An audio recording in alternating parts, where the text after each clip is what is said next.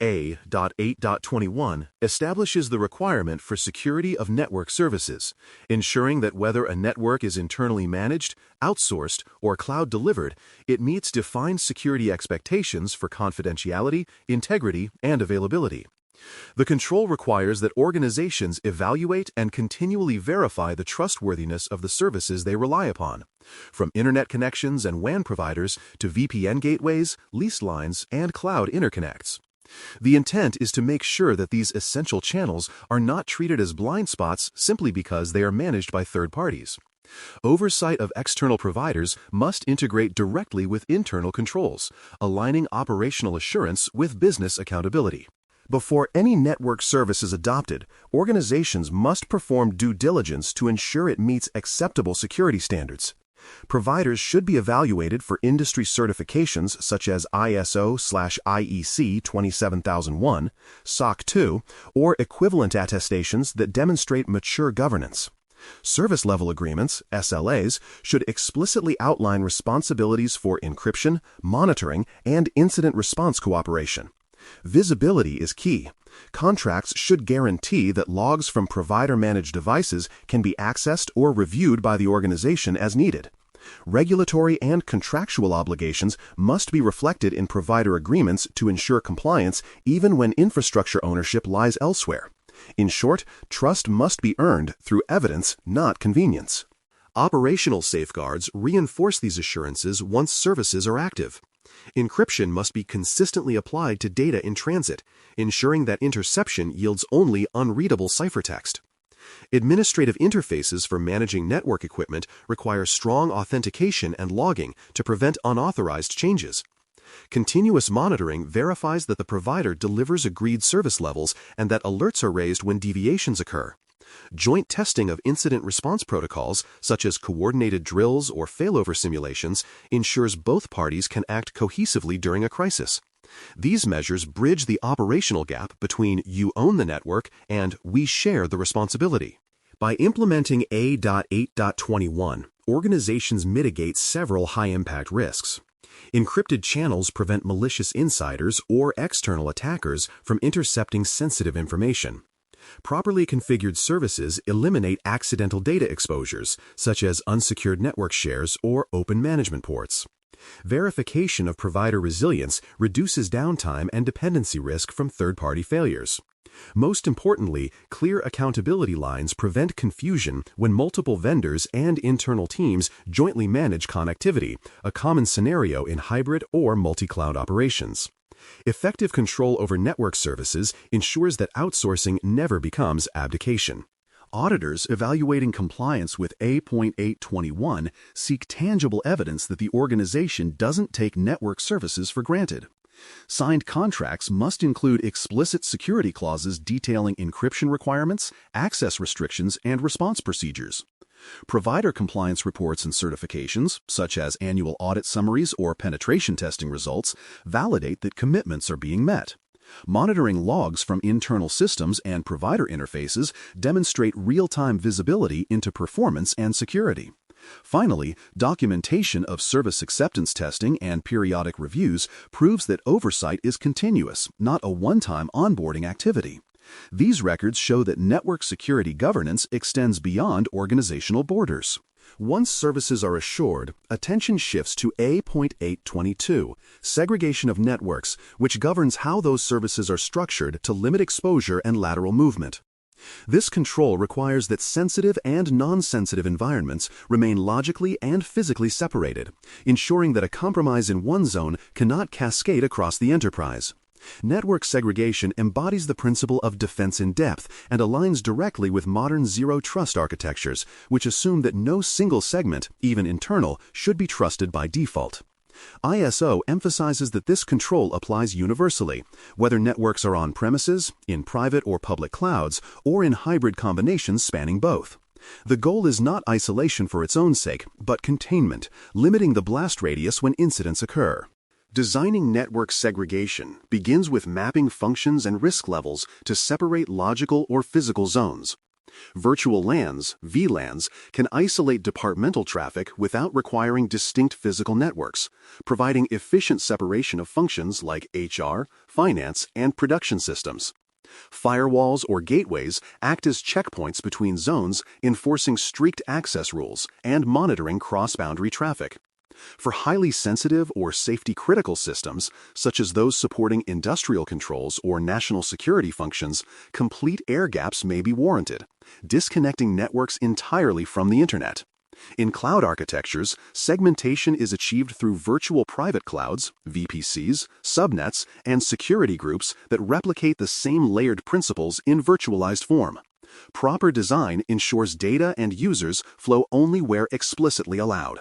For more cyber-related content and books, please check out cyberauthor.me.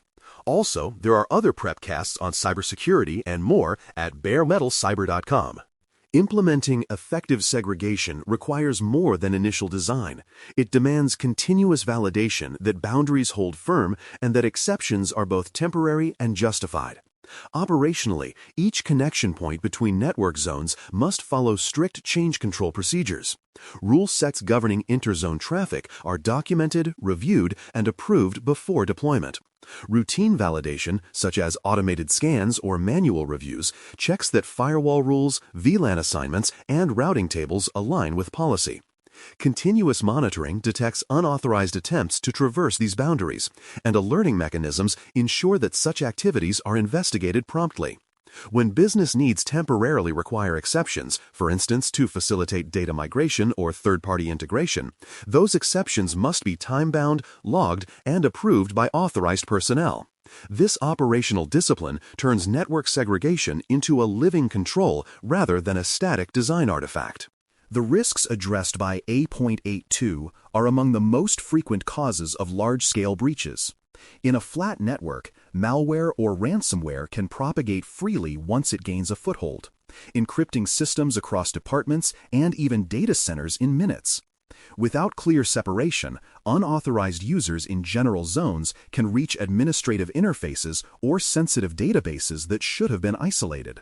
Development and test systems, which often contain partial production data, may inadvertently connect to live environments, violating privacy and compliance rules. Regulatory frameworks, especially those governing financial services or critical infrastructure, explicitly require segmentation of regulated data or operational technology (OT) from general IT networks.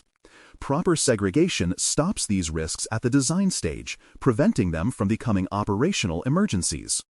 Auditors evaluating compliance with A.8.22 expect a mix of design evidence and operational proof.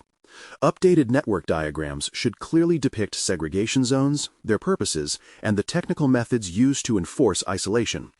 Firewall configuration reviews, including change logs and approval records, confirm that rule sets adhere to policy and undergo formal review. Penetration test results demonstrating lateral movement testing or red team exercises provide assurance that segregation is effective in practice, not just on paper. Exception registers and approval records show how deviations are handled transparently. Together, these elements prove that network segmentation is intentional, enforced, and resilient against drift or unauthorized modification. Failures to segregate properly have produced some of the most severe incidents in cybersecurity history.